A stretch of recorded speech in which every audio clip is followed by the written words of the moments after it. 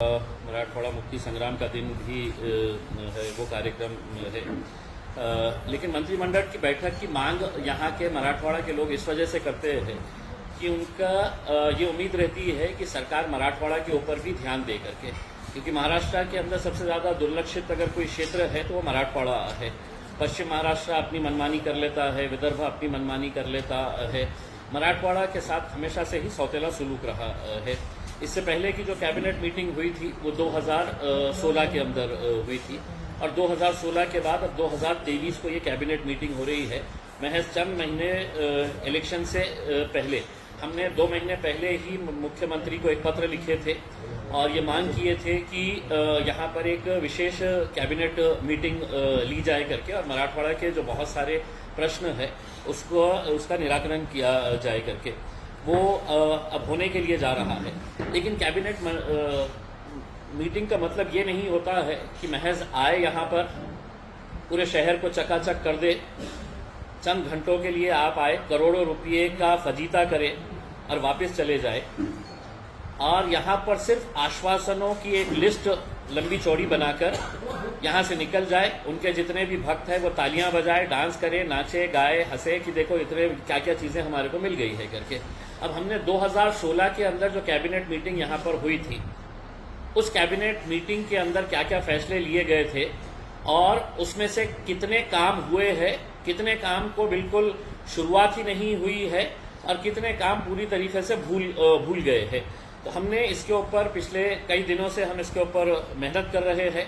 हर department head से हम बात कर रहे हैं, जिन जिन डिपार्टमेंट के ताल्लुक से निर्णय लिए गए थे, और इस नतीजे के ऊपर पहुंचे हैं कि अब जब 16 तारीख के दिन ये मीटिंग होगी तो 16 तारीख की मीटिंग के अंदर आपको ये समझ में आएगा कि पूरा कैबिनेट यहाँ पर आएगा और बेहिसाब आश्वासन हमारे को देकर जाएगा। हम महाराष्ट्र सरकार से ये अनुरोध करेंगे कि आपकी कैबिनेट मीटिंग शुरू होने से पहले आप 2016 के जो वादे किए गए थे उसके ताल्लुक से हमको बताएं कि वो फैसले कहां तक पहुंचे हैं, और उसके बाद आपके नए झूठ का जो सिलसिला है, वो नए झूठ का सिलसिला है तो आप बाद में है तो उसको कैबिनेट मीटिंग के बाद ये कर ले। अब 2016 के अंदर जो कैबिनेट मीटिंग हुई थी उसमें कितना पैसा का प्रोग्राम्स ये किए गए थे, तो तकरीबन 49,000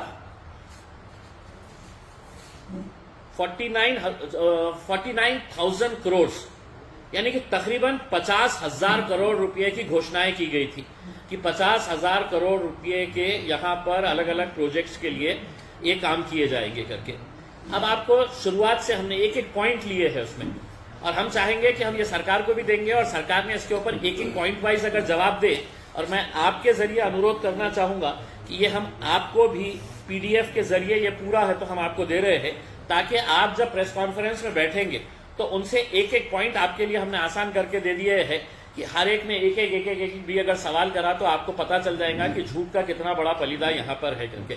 सबसे पहला ये है कि औरंगाबाद विभागीय आयुक्तालय येथे सुसज्ज सभागृह स्वतंत्र प्रशासकीय इमारत, ये फैसला 2016 के अंदर लिया गया, और ये फैसले के अंदर कैबिनेट मीटिंग के अंदर ये फैसला लिया गया कि 40 करोड़ रुपए की बिल्डिंग डिविजनल कमिश्नर ऑफिस के अंदर बनाई जाएगी, और कितने महीने के अंदर बनाई जाएगी, तो 20 महीने के अंदर बनाई जाएगी। ये 2016 के अंदर फैसला लिया गया, 40 करोड़ रुपए उसको देंगे बोल के।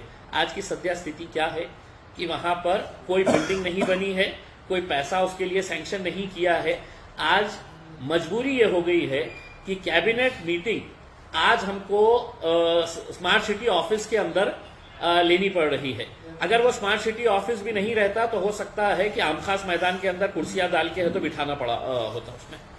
अगर जिस विभागीय क्षेत्र के लिए तुम आ रहे हैं, डिविजनल कमिश्नर ऑफिस के अंदर ये सारे फैसले लिए गए हैं, और झूठ वहीं से अगर शुरू हुआ कि हम यहाँ पर एक 20 महीने के अंदर एक 40 करोड़ रुपए की एक बिल्डिंग बनाएंगे, तो वो बिल्डिंग आज तक नहीं बनी है। दूसरा ये है कि तुम दूसरों का तो छोड़ दो, मैं विशेषकर भारतीय जनता पार्टी के तमाम नेताओं से, 2 केंद्रीय मंत्री है, एक राज्य के मंत्री है, यहाँ पर गोपीनाथ मुंडे साहब का क्या योगदान रहा है भारतीय जनता पार्टी को बढ़ाने के अंदर, ये इसके अंदर कहीं पर भी कोई दुमत नहीं है। हमारे राजनीतिक पार्टी से नहीं है, हमारा मतभेद है, लेकिन एक लोक नेता था उनके नाम के ऊपर डॉक्टर बाबा साहेब अंबेडकर मराठवाड़ा विद्यापीठा अंतर्गत लोक नेते श्री गोपीनाथ मुंडे राष्ट्रीय ग्राम विकास संस्था यानी कि नेशनल इंस्टीट्यूट गोपीनाथ मुंडे साहब के नाम के ऊपर बनाने का फैसला लिया गया था। 2016 के अंदर इसको ये टोटल जो नेशनल इंस्टीट्यूट था बड़ी ही गाजे बाजे के साथ उसको कि क्या क्या कोर्सेज रहेंगे और नेशनल लेवल का इंस्टीट्यूट रहेगा, तो इसको 279 करोड़ रुपीस का ये प्रोजेक्ट था कि हम गोपीनाथ मुंडे साहब के नाम की एक नेशनल लेवल एक संस्था हम बनाने वाले हैं करके 2016 के अंदर। उसमें से 12 करोड़ रुपये 14 कोटीलाच मंजूरी देण्यात आली, यानी कि 280 करोड़ के करीब समझ लीजिएगा। उसमें से 14 करोड़ रुपये को ही सैंक्शन दिया गया और ये संस्था शुरू करने के लिए आज तक महज 4 करोड़ रुपये दिया गया। 280 करोड़ में से 12 करोड़ सैंक्शन किए और 4 करोड़ रुपये दिए कि तुम ये संस्था स्टार्ट कर दो करके। अब 4 करोड़ के अंदर एक नेशनल लेवल की इंस्टीट्यूट कैसी स्टार्ट होगी, तो हमने इसकी जानकारी निकाले, पूरा रिटर्न के अंदर मंगाए। एक भी वहां पे इस गोपीनाथ मुंडे राष्ट्रीय ग्राम विकास संस्था के अंदर एक भी फुल टाइम स्टाफ नहीं है। तो यूनिवर्सिटी क्या कर रही है कि 10 टेम्पररी स्टाफ को लगाए हैं और बाकी जो है उनको आवरली बेसिस के ऊपर बुलाते हैं। उसमें इतने अच्छे अच्छे कोर्सेज के नाम दिए हुए हैं कि हम ये कोर्स चलाने वाले हैं, वो कोर्स चलाने वाले हैं इसमें। तो अब आप देखिएगा कि 280 करोड़ में से 4 करोड़ रुपये उनके खुद के अपने नेता, जिनकी सरकार महाराष्ट्र के अंदर भी है और केंद्र के अंदर भी है, तो आप इससे अंदाजा लगा सकते हैं। तीसरा, औरंगाबादला जागतिक वारसा शहर म्हणून घोषित होण्यासाठी प्रयत्न। ये कैबिनेट मीटिंग 2016 के अंदर क्यों किया गया कि औरंगाबाद को एक वर्ल्ड हेरिटेज सिटी के दर्जा मिलना चाहिए करके, क्योंकि यहाँ पर मलिक अंबर में 1610 में औरंगाबाद शहर बसाए, फिर यहाँ पर बीबी का मकबरा है, पंचकी है, नहरे अंबरी है, 52 दरवाजे है, सुनेरी महल है और बहुत सारी ऐसी चीज़ें हैं जिसकी वजह से ये फैसला लिया गया कि हम इसको एक हेरिटेज सिटी का है तो दर्जा दिलाएंगे। अब हमने ये पता किया कि कम से कम ये दर्जा दिलाने के लिए तो कोई पैसा खर्चा नहीं होने वाला है, इसके लिए सिर्फ एफर्ट्स लगने वाले हैं। टूरिज्म डिपार्टमेंट से बात करें तो टूरिज्म डिपार्टमेंट का कहना है कि सर आज तक हमारे को कोई प्रस्ताव इस तरह का आया ही नहीं है। उनका कहना है कि महानगर पालिका ने प्रस्ताव तैयार करना और वो टूरिज्म डिपार्टमेंट को देना, फिर टूरिज्म डिपार्टमेंट उसको ऊपर फॉरवर्ड करता है। तो महानगर पालिका ने आज तक इस शहर को हेरिटेज सिटी का दर्जा नहीं मिला। किसी भी शहर को जब हेरिटेज सिटी का दर्जा मिलता है तो सेंट्रल गवर्नमेंट से हम एडिशनल फंड्स ला सकते हैं for the preservation end conservation of heritage monuments. Central government इसके लिए फंड्स देती है। तो सिर्फ घोषणा हो गई, घोषणा होने के बाद आज तक कुछ भी नहीं हुआ है करके। आता कॅबिनेट मीटिंग म्हणजे फक्त औरंगाबादसाठी नसतं, डिव्हिजनसाठी असतं। तो तेर वस्तू संग्रहालयासाठी आता नवीन प्रशस्त इमारत, ये 2016 का फैसला है। आता नवीन प्रशस्त इमारत, अब इसके लिए उन्होंने तेर जो ये है उस्मानाबाद के अंदर, वहां पर एक शासकीय वस्तू संग्रहालयासाठी नवीन इमारत बांधण्याचा निर्णय घेतला कि वहां पर बहुत सारे जो ऐसे आर्टिफैक्ट्स है, मौल्यवान ऐतिहासिक वस्तु है, उसके डिस्प्ले के लिए, उसके कंजर्वेशन के लिए वहां पे उन्होंने ये फैसला लिया कि हम ये बनाएंगे करके। अब हमने सोचा चलिए उस्मानाबाद के अंदर है, कुछ ना कुछ तो हुआ होगा करके। तो फिर हमने पहले टूरिज्म डिपार्टमेंट से बात करें तो बोला हमारे पास नहीं आता है। आर्कियोलॉजी से बात करें, फिर आर्कियोलॉजी वालों ने हमारे को बहुत अच्छी इसकी जानकारी दी। उन्होंने ये बताया है कि हमको 1 हेक्टेयर जगह, कैबिनेट का फैसला होने के बाद 1 हेक्टेयर जगह अलॉट कर दी गई। 2016 के अंदर इसको मान्यता भी मिल गई कि भाई ये अपने को ये यहाँ पर ये बनाने का है। और उसके लिए उन्होंने 15 करोड़ रुपये सैंक्शन किए ये संग्रहालय बनाने का है करके उस्मानाबाद के तेर में। उसके बाद पता चला कि वो ज़मीन जो है वो वहाँ पे अतिक्रमण है, वो अतिक्रमण निकाल नहीं सकते हैं, वो ज़मीन बराबर नहीं है। तो अब 2016 का जो फैसला था, अब उसको वही वस्तु संग्रहालय पूरा करने के लिए अब जो पहले 7 करोड़ रुपये का प्रस्ताव था। वस्तू संग्रहालयाकरिता 7 कोटी रुपयांची 2000 मान्यता देण्यात, त्यानंतर मुख्य इमारतीकरिता सुधारित 15 कोटीची मागणी करण्यात आली होती। पहले 7 करोड़ रुपये दिए, उन्होंने बोले कि 7 करोड़ के अंदर नहीं बनता है, 15 करोड़ रुपये देना करके। तो 15 करोड़ रुपये का उन्होंने प्रस्ताव भेजे 2016 के अंदर कि 7 करोड़ के अंदर नहीं होगा, इतना बड़ा हमारे को संग्रहालय बनाने का है, इसको एडिशनल फंड लगेगा। आगे कुछ भी नहीं हुआ, सिर्फ जमीन अभी भी पड़ी हुई है। अब उन्होंने रिवाइज उसका ये तैयार करके भेजा है। जो प्रस्ताव 7 करोड़ रुपये का था, आता प्रस्ताव 7 कोटीवरून 28 कोटीवर गेला। 28 कोटी का उन्होंने एक प्रपोजल गवर्नमेंट के पास भेजे है कि अब हमको 28 करोड़ रुपये दो, 28 करोड़ रुपये के अंदर हम ये बनाएंगे करके। यानी कि 2016 का फैसला, अभी तक पैसा कितना लगने वाला है इसी के ऊपर खेल चल रहा है। फिर ये एक मुद्दा है कि जालना परिसर के अंदर, अब जालना के एक मंत्री भी आते हैं। औरंगाबाद जालना एक सीड्स का बियाने का एक बहुत बड़ा सेंटर है, बड़े बड़े हमारे पास सीड फैक्ट्रीज है। तो 2016 के अंदर इन्होंने फैसला किया कि हम 109 करोड़ रुपये खर्चा करके जालना में एक सीड पार्क हम बनाएंगे, 109 करोड़। और उसका उद्देश्य ये था की शेतकऱ्यांच्या उत्पन्नात 600 कोटीपर्यंत वाढ आणि 40,000 लोकांना रोजगार। ये कैबिनेट का डिसीजन है, मैं नहीं बोल रहा हूँ। जैसा मोदी जी वहां पे है तो फेंकते रहते हैं, तो यहाँ पे आके ये लोग 40,000 लोगों को नौकरियां मिलने वाली है करके ये फैसला उन्होंने लिए है। और ये जब सीड पार्क बन जाएगा तो 6,000 कोटींची उलाढाल होना है, 6,000 करोड़ रुपीस की। तो ये सब के लिए अब हमने जब ये पता किए कि भाई क्या हुआ है, आज हालत ये है कि जो हमारा हब हुआ करता था, सीड्स का हब था जालना और औरंगाबाद के अंदर, आज कितने सारे चाहे वो महिको ले लीजिएगा, अजीत सीड्स ले लीजिएगा, और कौन सी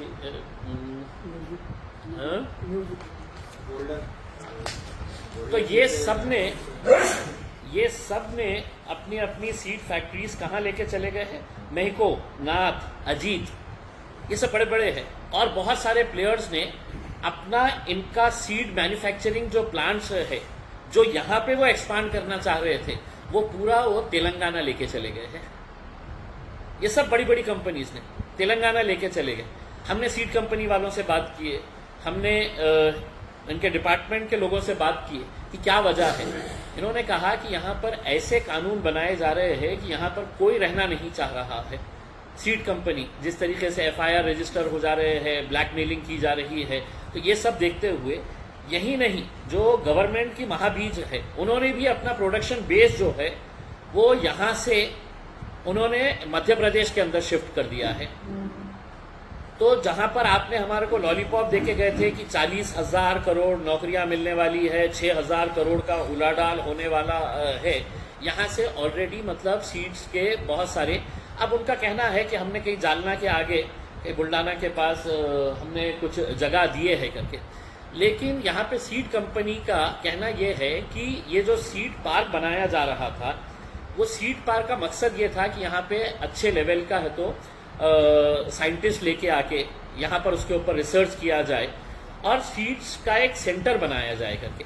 लेकिन कोई भी वहाँ पे जाने के लिए तैयार नहीं है, तो वो वैसे का वैसे ही पड़ा हुआ है, उसके ऊपर कोई काम नहीं हो रहा है। सीड कंपनीज का आज भी कहना है कि अगर औरंगाबाद और जालना के बीच में अगर आप जगह देते हैं तो यकीनन जो कंपनीज वहां पर गई है, वापस गई है, वो दोबारा यहाँ पर आ सकती है करके।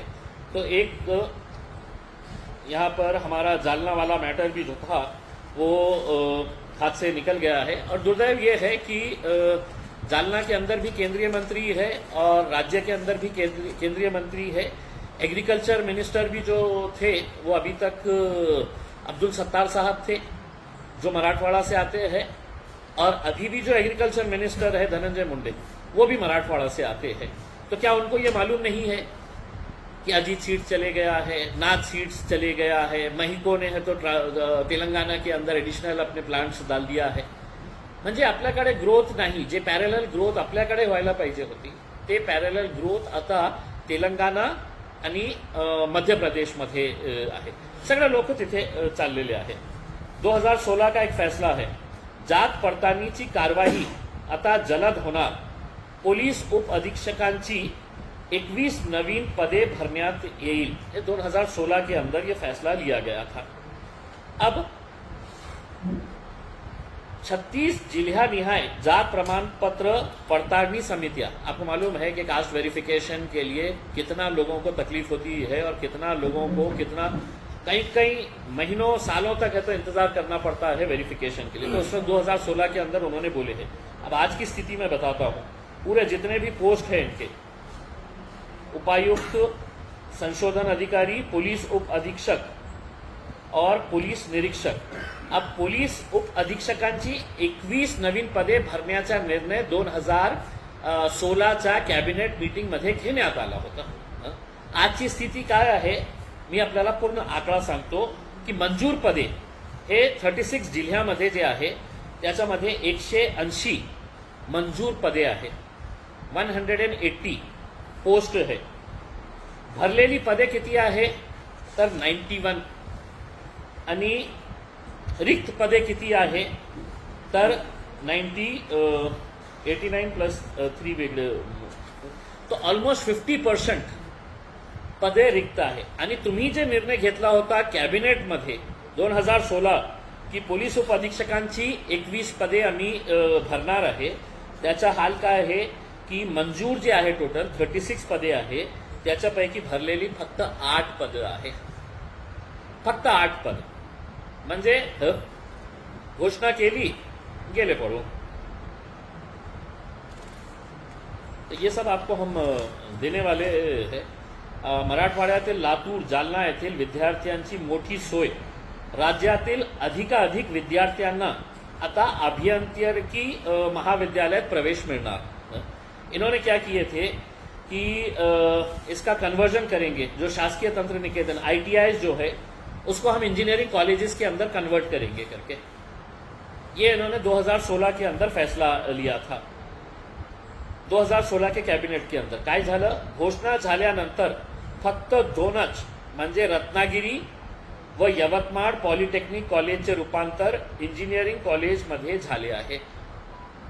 कुठले आहे ते, रत्नागिरी आणि यवतमाळ. आपला काय हाल तर धुले, जालना, लातूर व सोलापूर या 4ही कॉलेजचे प्रस्ताव आजपर्यंत प्रलंबित आहे. अनेक विद्यार्थी इंजिनिअरिंगच्या शिक्षणापासून तर मला हे सांगायचं आहे, तुम्ही निर्णय घेतला होता ना की सर्व ITI आम्ही इंजिनिअरिंग कॉलेजमध्ये कन्वर्ट करणार आहे. फक्त 2च झालेले आहे. मग जे प्रस्ताव तुमच्याकडे आलेले आहे त्याच्यावर का बसलेले आहे त्याची उत्तर त्यांनी द्यावे आम्हाला.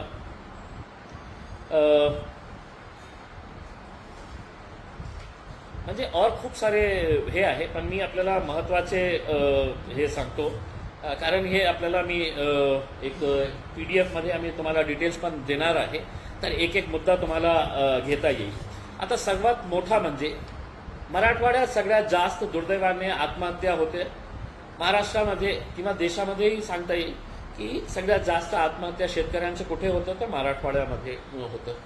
आणि हे एक असा डिपार्टमेंट झालेला आहे की त्याची उच्चस्तरीय आपण ED मार्फत किंवा एक स्पेशल अँटी करप्शन CBIच्या अँटी करप्शन ब्युरो मार्फत त्याची चौकशी केली तर आपल्याला कळेल कि हे सब जमीन के नीचे वाला मामला है. तो जो भी जमीन के नीचे वाला मामला है वो टेबल के नीचे से है तो उसका रिटर्न आते रहते हैं. हे डिपार्टमेंट असा झालेला आहे. आता इरिगेशनवर खूप मोठ्या घोषणा होणार आहे या मध्येही की आपण पाणी लासा आणणार, इथून आणणार, तिथून आणणार.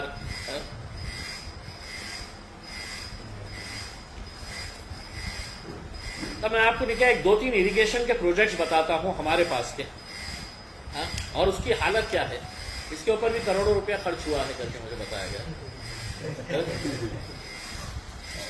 कौन है इंजीनियरला बोला PWDचे कोण असेल ते.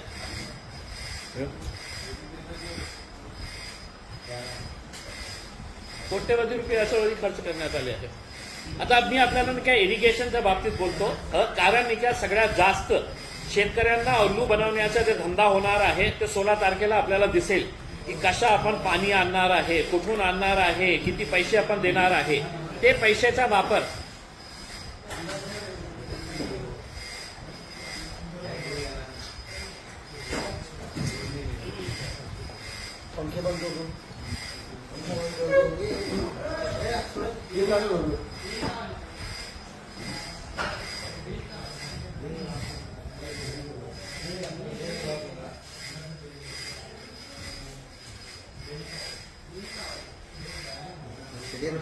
सरकारी काम इसको कहते हैं साहब। तू बरोबर मुसलमानों में आला षडयंत्र दिख रही। मग 2006-07 याच प्रोजेक्टला सुधारित शासकीय मान्यता किती पैशाची? 1025 कोटी रुपये। मग तृतीय सुधारित प्रशासकीय मान्यता देण्यात आली 2014-15 किती रुपयाची? 2342 कोटी रुपये। म्हणजे ते 24 कोटी रुपयाचा प्रकल्प होता। 2016 त्याची प्रशासकीय सुधारित प्रशासकीय मान्यता होती 2342 आणि आता जेव्हा कॅबिनेट मीटिंग होणार आहे त्याचा प्रस्ताव येणार आहे ते किती रुपयाचा? तर 3070.52 कोटी 3070 crores and 52 lakhs। म्हणजे 1978 सुरू झालेली हे स्कीम 24 कोटीची आज याचा निर्णय मुख्यमंत्री आणि 2 उपमुख्यमंत्री इतका अभिमानाने सांगेल की बघा आम्ही मराठवाड्यासाठी काय करत आहे। तर सुधारित मान्यता देण्यात येणार आहे 3070 कोटी रुपयेची। आणि आजही हे प्रकल्प कधी पूर्ण होणार याची माहिती कुणालाही नाही आहे। बहुतेक सरकार जेव्हा जाईल तिच्या अगोदर ते पुन्हा एकदा सुधारित हे करेल। तसाच प्रकारे मराठवाडा विभागातील 45,000 हेक्टर क्षेत्राचा समावेश नांदूर मध्वेश्वर प्रकल्पाचा 2210 कोटी रुपये किमती सुधारित प्रशासकीय मान्यता हे पण 2016 देण्यात आली होती। कोणत्या प्रकल्पाला? नांदूर मध्वेश्वर प्रकल्प। याची सगळी माहिती जी आहे ते कुठे कधी सुरू झाली होती, किती पैसे सुरुवातीसाठी लागणार होते। आता याच्यासाठी ही नवीन सुधारित प्रस्ताव या कॅबिनेटमध्ये याच्या बाबतीत देण्यात येणार आहे। त्याची किंमत असणार आहे 3000 कोटी रुपये। 3000 कोटी रुपयेचा हे प्रस्ताव या कॅबिनेटमध्ये घोषणा करणार आहे आणि आपण खूप टाळ्या वाजवणार आहे की बघा आपल्या पाणीसाठी आपण। आणि हे इनिशियली जेव्हा स्टार्ट झाली होती तर 280 कोटी रुपयाची होती, आता 3000 कोटी रुपयेचा प्रस्ताव हे देण्यात येणार आहे।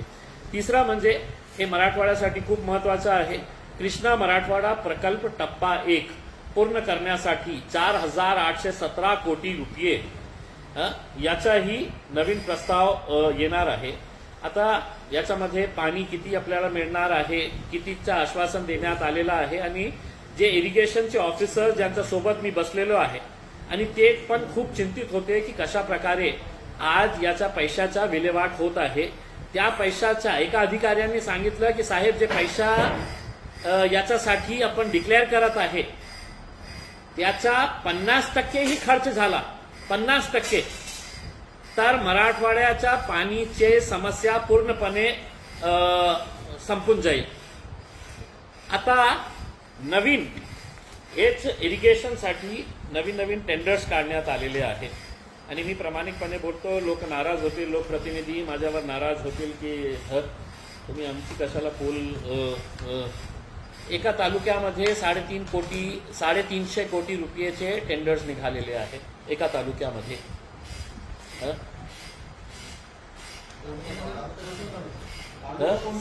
सगळे तालुके जे आहे ना, सगळ्या तालुक्यामध्ये एका तालुक्यामध्ये आता त्याची सगळ्या तालुक्यामध्ये हे टेंडर्स निघालेले आहेत। आता तिकडचे एक राजनैतिक पक्षाचे नेते आहे, आमदार आहे, त्यांनी सगळ्या अधिकाऱ्यांना सांगितलेले आहे या 350 कोटी रुपयाचे जे काम आहे ते फक्त माझे ठेकेदार करतील आणि कोणी बाहेरचा आला तर आम्ही त्याचे हातपाय तोडून टाकू। अशा प्रकारची दमदाटी एका अधिकाऱ्याला एका आमदारांनी केलेली आहे 350 कोटी रुपयेचे आणि रिटर्नमध्ये 15% त्यांना द्यायचं आहे. आता तुम्ही याच्या बाबतीत विचार करा की हे जे पैसे आलेले आहे, मी तर माझ्या वतीने सांगतो, जे ठेकेदाराला प्रामाणिकपणे काम करायचे आहे, तुम्ही कोणत्याही आमदाराला घाबरण्याची आवश्यकता नाही. माझ्याकडे या, टेंडर भरा, रितसर काम करा, तुला सुरक्षा देण्याची जबाबदारी माझी असेल. कारण अशाच प्रकारे हेच नेते मंडळींनी आज मराठवाड्याची वाट लावलेली आहे. शेतकरी मरत आहे तरीही त्यांना 15% पैसे पाहिजे. हे किती दिवस आपण सहन करणार? किती दिवस आपण गप्प बसणार? मंत्र्यांना माहित नाही आहे का की काय काय चाललेलं आहे का इथे? मग फक्त घोषणा करायची 4,000 कोटी, 5,000 कोटी, 3,000 कोटी रुपये. मी तर जे कॉन्ट्रॅक्टर्सला प्रामाणिकपणे काम करायचे आहे, मी तुम्हाला संरक्षण देण्याची जबाबदारी घेतो. तुम्ही टेंडर भरा आणि कोणी दमदाटी करत असेल तर माझ्याकडे या. जे भाषा त्यांना करते आणि जे भाषा त्यांना इस्तेमाल करायची आहे ते आम्हीही करू. कारण शेतकऱ्याला आपण मरण्यासाठी सोडणार नाही. तुमच्या या 10%, 15%च्या नादीमध्ये काय काय आज मराठवाड्याचा हाल झालेला आहे आणि त्याची हिंमत बघा. अधिकाऱ्यांना सांगितलेलं आहे की कोणीही भरलं तर आम्ही त्याचे हातपाय तोडून टाकू. मग ते अधिकारी मला सांगत होतं की साहेब, याच्यापैकी त्यांनी 50% ही प्रामाणिकपणे काम केलं तर खूप मोठी समस्या हल होते. तुम्ही सांगा. ते सगळ्या टेंडर्सची सगळ्या कॉपी आपल्याला आपल्या डॉक्युमेंट्स आपल्या डॉक्युमेंट्समध्ये मी हे देतो आहे. गंगापूर आणि वैजापूरचे, गंगापूर, वैजापूर आणि पैठण, गंगापूर, वैजापूर आणि पैठण या तिघांचे मिळून, म्हणजे असं नाही आहे की आपल्याला माहित नाही आहे किंवा मुख्यमंत्र्यांना, उपमुख्यमंत्र्यांना किंवा त्यांचे जे मंत्री आहेत त्यांना हे माहित नाही आहे, असं नाही आहे. आता त्याच्या बाबतीत अगर समजा मुख्यमंत्री प्रामाणिक असेल, उपमुख्यमंत्री प्रामाणिक असेल तर त्यांनी आपल्या ऑफिसर्सची मीटिंग घ्या. नाही तर ते प्रामाणिक आहे आणि तुम्हाला काही हफ्ते त्याच्यामधून मिळत नाही तर तुम्ही हे जे इरिगेशनचे सगळे प्रोजेक्ट्स आहेत ते सगळे प्रोजेक्ट्सची अँटी करप्शन ब्युरो सीबीआयच्या मार्फत किंवा एन्फोर्समेंट डायरेक्टोरेटच्या मार्फत आपण याची सगळ्याची चौकशी लावणार आहे का?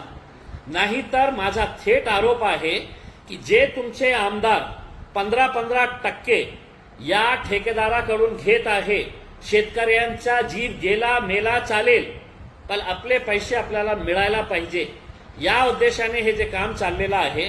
तुम्हाला तुमचा पर्सेंटेज त्याच्यामध्ये मिळत आहे म्हणून तुम्ही गप्प बसलेले आहे. नाही तर तुम्ही याची इन्क्वायरी लावा, तुम्हाला सगळं काही कळेल की कशा प्रकारे 28 कोटीची स्कीम आज 13,500 कोटी रुपयेपर्यंत एक स्कीम गेलेली आहे. 13,500 कोटी रुपयेपर्यंत. म्हणजे असे किती स्कीम्स आहे? म्हणजे काय आहे की एकदा आपण भाषणामध्ये की मराठवाड्याला शेतकरीच्या आत्महत्या होत आहे. ऑगस्ट महिन्यामध्ये एका महिन्याचं बोलतो मी, मराठवाड्यातले 99 शेतकऱ्यांनी आत्महत्या केलेली आहे एका महिन्यामध्ये. म्हणजे 100 पकडा तुम्ही एका महिन्यामध्ये.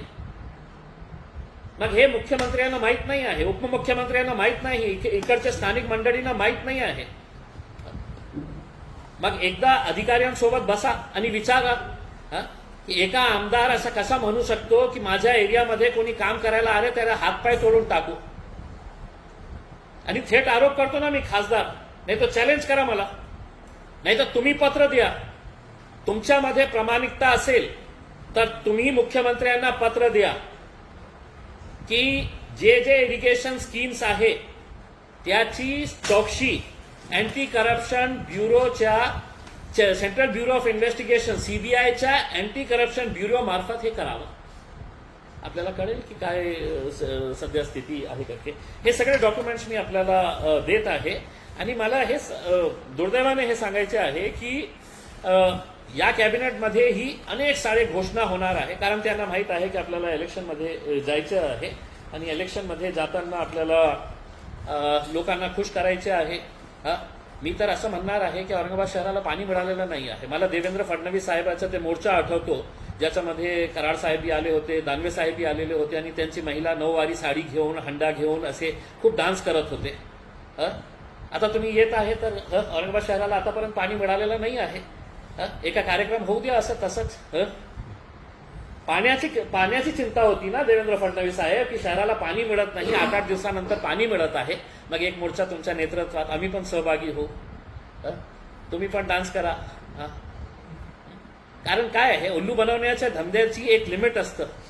जेव्हा विरोधात होतं आले होते ना इथे, नवीन नवीन हंडे तुम्ही वाटलं होतं का नाही वाटलं होते आपल्या कार्यकर्त्यांना.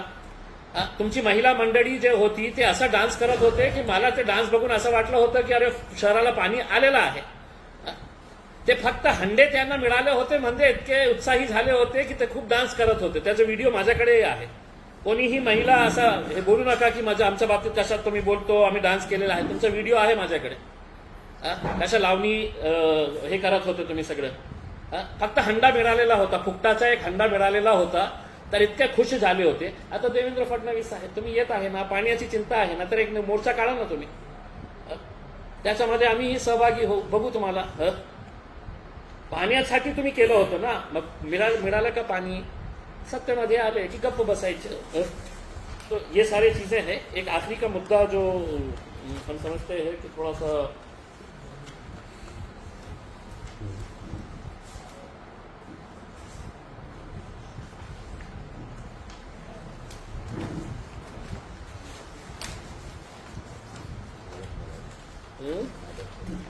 नहीं, आदर्श का नहीं, आदर्श का हमारा मोर्चा निकलने वाला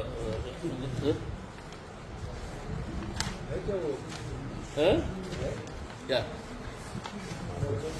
मोर्चा है ना हमारा, बिल्कुल मोर्चा है हमारा. गनिमी कावा कोण आहे ते आमचे प्रांत गनिमी कावा मलाही माहित नाही होतं. तर सीपी साहेबांनी विचारलं की साहेब ते गनिमी कावा कधीचं होतं करते. मी म्हटलं मी तुम्हाला बोललो तर तुम्ही मला देणार काय परमिशन. दुसरा एक मैस्मालसाठी आपल्यालाही माहित असेल, मैस्मालसाठी किती कोटी रुपये देण्यात आले होते. 453 कोटी रुपये देण्यात आले होते. आता एकदा हे सगळे लोक आलेले आहे, आमच्याकडे खूप चांगला हिल स्टेशन आहे. मी त्यांना विनंती करतो आपल्या गाडीमध्ये मैस्माल पर्यंत जाऊन बघा तुम्ही. 453 कोटी रुपये देण्यात आले होते. 453 कोटी रुपये 2016ला देण्यात आले होते मैस्माल डेव्हलपमेंटसाठी. आणि त्याचाही खूप गाजाबाजा करण्यात आला होतं की काय काय आपण तिथे आणणार आहे, ॲडव्हेंचर स्पोर्ट्स आणि हे ते. रस्ता बघा किती चांगला झालेला आहे. आजपर्यंत काय झालेलं आहे 453 कोटीपैकी तर फक्त 5 कोटी रुपयांची प्रशासकीय इमारत बांधण्यात आलेली आहे. मग औरंगाबाद विमानतळाचं विस्तारीकरण हे होतं. तर हे सगळे मुद्दे जे आहे ना खूप आम्ही त्याच्यावर स्टडी केलेली आहे. आणि स्टडी करून हे सगळं अधिकाऱ्यांशी बोलून आम्ही हे बाहेर काढलेले आहे. एक मुद्दा जे राहिलेला आहे ते रेल्वेच्या संदर्भात. उद्या आम्ही रेल्वेच्या संदर्भात आपल्याला सांगतो की वैष्णव साहेब जे केंद्रीय मंत्री आहे रेल्वेचे, रावसाहेब दानवे साहेब आणि देवेंद्र फडणवीस साहेबांनी मराठवाड्याला कशा रेल्वेच्या बाबतीत उल्लू बनवण्याचा धंदा केलेला आहे पुराव्यासहित, त्यांच्या व्हिडिओच्या स्टेटमेंट सहित मी आपल्याला त्याची जानकारी देणार आहे. कारण हे खूप मोठं होतं, तर मी म्हटलं की रेल्वेच्या बाबतीत मी तुम्हाला पुरावेसहित तुम्हाला देतो. आणि माझी अपेक्षा हेच आहे की आपण याला चांगलं कव्हरेज दिलं तर मराठवाड्यासाठी काही प्रामाणिकता असेल. आणि माझी एक विनंती आहे की नवीन घोषणावर तुम्ही विश्वास ठेवू नका. ते सगळं इलेक्शनच्या कॅम्पेनिंगची स्ट्रॅटेजी असणार आहे, त्याच्यामध्ये काहीही साध्य होणार नाही. फक्त त्यांना हे सांगा जे तुम्ही पूर्वी 7 वर्षापूर्वी घोषणा केली होती त्याचेही बाबतीत आम्हाला बोला की काय काय झालेले आहे. आम्हाला नवीन काही नाही पाहिजे.